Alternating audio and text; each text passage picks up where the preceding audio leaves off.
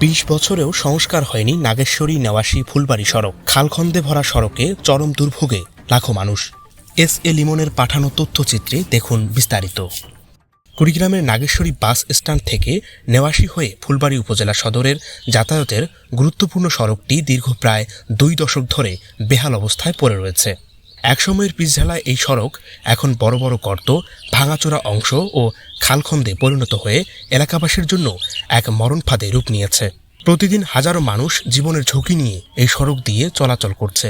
সরেজমিনে দেখা যায় নাগেশ্বরী নেওয়াশী ফুলবাড়ি সড়কের অধিকাংশ অংশ থেকেই পিচ ও খোয়া উঠে গেছে। কোথাও কোথাও রাস্তার মাটি বের হয়ে গেছে, সৃষ্টি হয়েছে গভীর গর্ত।